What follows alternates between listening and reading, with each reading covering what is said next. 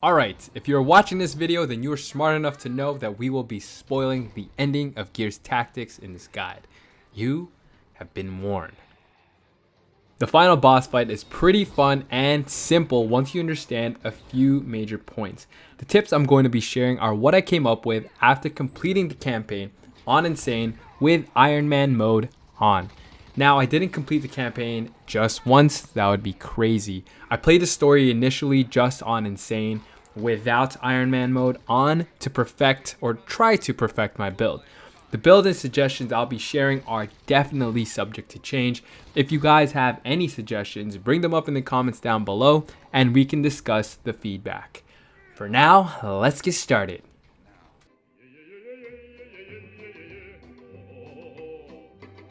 Okay, so for the final mission, you are going to be using your four main characters. You got Reyna, the scout, Michaela, the sniper, Gabe, the support class, and Sid, who is our vanguard.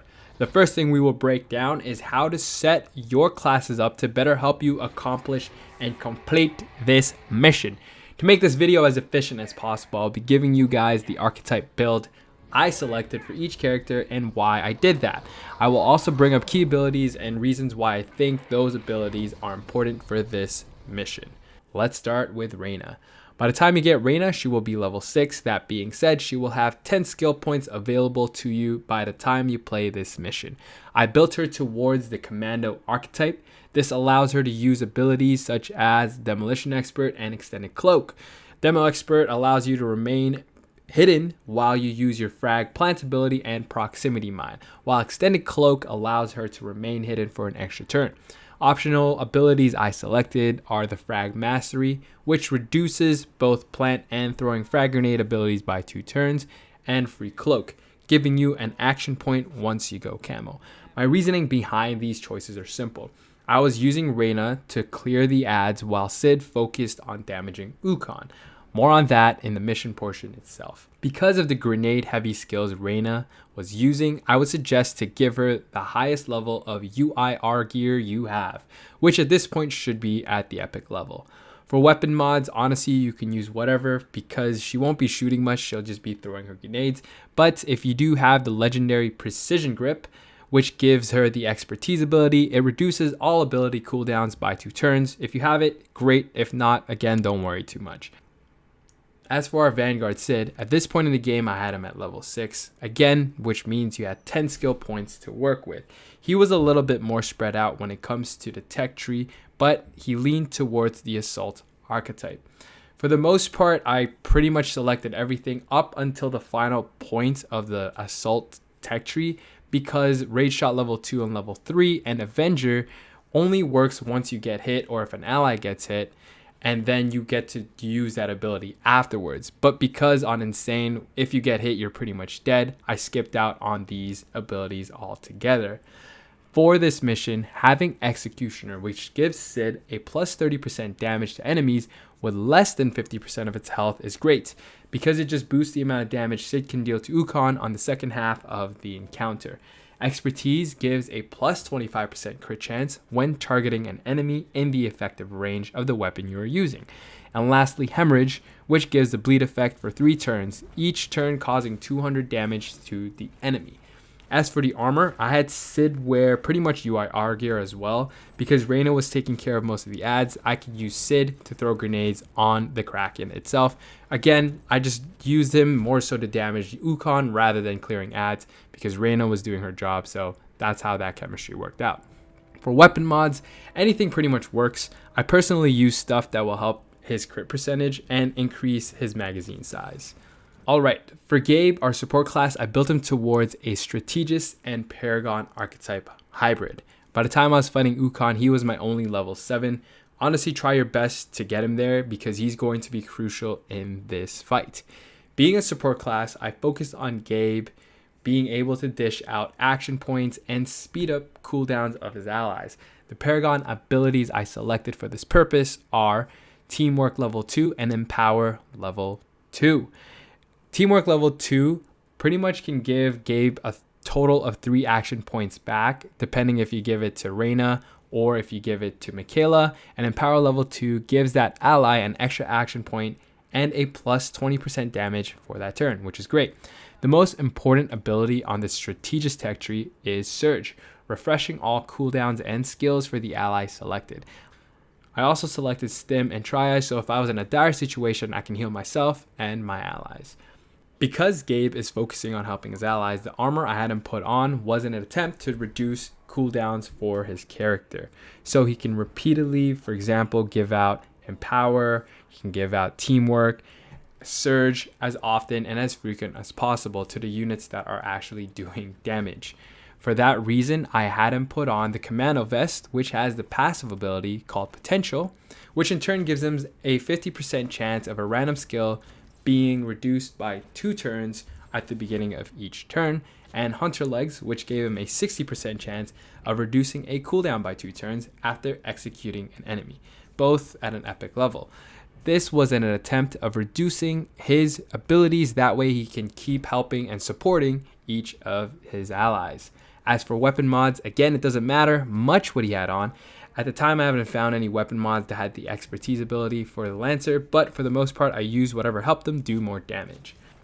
Lastly, for Michaela, our sniper, I built her tech tree to create a hybrid between a hunter and a stalker. Hunter abilities are important because you can get up to as many as 5 action points back depending on the sequence of turns and how you actually initiate your fight. Although the impact rounds ability at the very end of the stalker tech tree is tempting, having more action points just makes more sense for this fight. Chain shot level 2 is a must, granting Michaela 2 action points after a hit, not a kill, but a single hit. This is super important in the first part of the mission. Then you got Fast Fingers level 2, giving you an action point after downing or killing an enemy and reloading your primary. Then Ultimate Shot, if you down or kill an enemy, you get the maximum amounts of action points, meaning 3 if you do this at your very last turn. On the Stalker side of things, I just worked towards Concussion level 3 just to slow enemy units down. For armor, having Commando Chest would be useful to try and reduce cooldowns, but it might be better to get her on some Onyx gear to increase her crit percentage. My only suggestion for weapon mods are mods that increase her damage and crit percentage, and if you can find a weapon part that has focus, that would be great for our sniper. Okay, now for the mission breakdown. The first portion of this mission requires you shutting down 3 pipes that feeds emulsion to the flying Kraken. The map is neatly broken up into a diamond shape, and the game forces you into a counterclockwise motion to start off the mission. The first group you encounter are 3 disciples and a boomer. Now, the spawn point of the boomer is very important, especially if you are playing this with Ironman mode on. If you get lucky and the boomer spawns at the very front of the group, Michaela can pretty much finish him off, or if you're feeling or trying to play safe, you can lock him down with a concussion shot. But if he's in the back, you'll actually have to work a lot harder because he'll be obstructed by the disciples or any sort of like furniture in front of him. Nope, that was wrong. But if he's in the back, you'll have to work a little harder to stop him from wiping your whole team. I know because I died here on Ironman mode and it was truly bummy. Given that you selected the second chance passive ability for Michaela, for the most part you will have at least 2 opportunities to use a wide array of abilities to extend her turn by increasing action points or by concussing at least the boomer. Your goal in the first skirmish is to A, kill the boomer, or stop the boomer from moving at all. You can most likely kill the boomer if he spawns at the front, but if he is in the back, concussing him or locking him down is the better option. On the enemy's first turn, based on your setup, one disciple will be making a run for it. It is important that you kind of run after him. If he gets too far ahead without you disabling the first pump, he calls in, or the game calls in, its first set of reinforcements, and they are 2 grenadiers. This is not too bad, knowing that, grenadiers are pretty easy at this point, but because you'll be playing this on Ironman mode or Insane, the fewer enemies you encounter, the better. So you can wait for their spawn or do what I did and move and just disable the first pump. From here on out, you'll be fighting 2 more waves of enemy reinforcement. The second group will spawn right after that second pump switch, and that group will include 2 snipers and 2 disciples. Easy peasy, no problem. The final wave will be a zealot, 3 wretches, and a disciple. You can easily clear these waves by using a cloaked Reyna with boom shots or proximity mines, up to you. You can honestly save the boom shot for the actual boss fight, or use it like I did. It really doesn't matter. Once you have cleared all the enemies, do not deactivate the final pump. Make sure all your cooldowns are done, because the cooldowns will carry over into the boss fight. If you start the encounter without grenades or abilities, you might as well restart the game yourself. Lastly, before even deactivating that pump, plant grenades in front of these two enemy spawn points, here and here. Trust me, you'll thank me once the fighting begins. Okay, here we go, the final fight against Ugly and his flying kraken. Ukkon and his pet are annoying, I promise you that, but the mechanics of this fight are really easy. Ukkon will fly over to one of the two sides. By the way, at this point, your squad will be split into two. You have Gabe and Michaela, Sid and Reyna. Ukkon on my playthrough spawns on Sid and Reyna's side no matter where this group will spawn. He just seems to follow them no matter what. And there was one instance in my playthrough, the ones you guys are watching right now, where Sid and Reyna actually spawned on the opposite side, where I was accustomed to them spawning to where Gabe and Michaela are currently. So account for these small and possible changes. He begins his turn by launching an AoE missile, one for each of our hero. It lands on the following turn, giving you some time to get the hell out of that circle. The following turn the missiles land, he flies over to the other side. And then on his first turn on the other side, he does this kind of annoying stun attack. If you are in the platform directly in front of him, he stuns you and your movement is decreased. He then follows it up with the AoE launch. The bad part about this is if you get caught in the roar of the Kraken, pretty much all of your action points of that unit will be used to avoid the incoming missiles. To make sure you don't get caught in this, just remember a few simple rules. After he fires the missiles and flies to the other side, his turn ends. You can stand in front of him and damage him, but make sure you have enough action points to get off the platform directly in front of him. Otherwise, on the following turn, you're stunned, and now you're wasting a turn with your units. Okay, so what about destroying the missile launchers? As of right now, doing so only stops the missiles for that one turn. It does not stop it for the rest of the encounter. So honestly, there is no point on even wasting action points on doing such a trivial thing, unless there is some method I'm not aware of.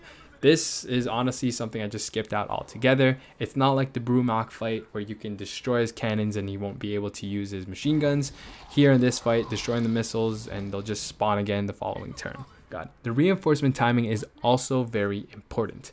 Reinforcements will spawn once he switches sides, and it does this every time he does so. The key to winning this fight is killing them as soon as possible. This is why I recommended you plant grenades before beginning the boss fight. This helps you at least clear that first wave, so you're welcome. From here on out, you want to continuously plant your grenades in front of their spawn point. I often found that Reyna and Sid had this down a lot easier just because Reyna had access to more explosives, proximity mine, and planting the grenades. To be able to kill the incoming enemies, move your units close to the spawn point. I know at first this seems kind of stupid, why would you move towards them? But just trust me on this.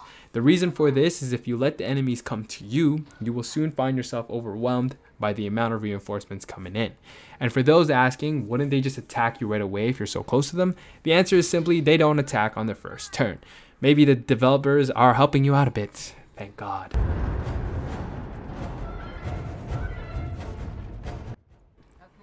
If you set up Michaela the way I suggested earlier, she will be the one doing the most amount of damage, especially if you have her set up like I suggested. With a chain shot, she can easily take out about 1/4 of the current HP bar you are on. So do your best to save the chain shot ability for Ukkon. Also remember to use Gabe's surge ability to enable her to use whatever ability you can with Michaela as frequently as possible. Just be on top of all your cooldowns so you don't skip or miss a turn. That being said, the hardest portion of this boss fight is really the middle HP bar. Because of the increased HP and no extra firepower to balance it out, this is probably the part where you will make most of your mistakes, so watch out for that. As you lower the Kraken's HP, stronger units will appear from the spawn points. Once you are at the final HP bar, a boomer will spawn on one side and a zealot and a group of uglies will spawn on the other side. So what you want to do really is before you drop his HP to that final portion, make sure that you have at least the grenade set up, because otherwise, again, with increased HP on Insane, it'll be tough for you to kill this group right away.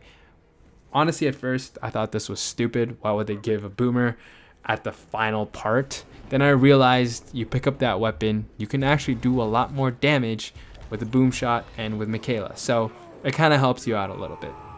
Besides the annoying glitches I encountered, this mission was truly a lot of fun.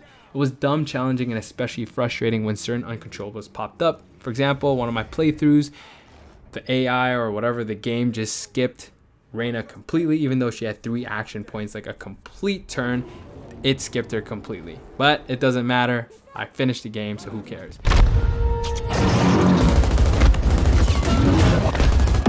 This scrub will not take a damn hint!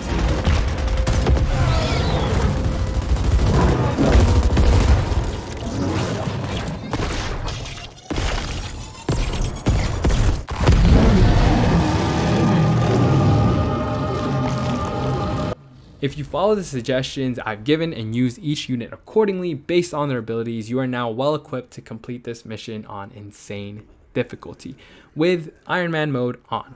This is the exact setup I use to complete the mission, and hopefully it helps you guys out too. Just take it slow at first and make sure you analyze every turn accordingly. If you guys thought this video was helpful, leave a thumbs up. And for more Gears tactics, click the subscribe button for the latest. See ya!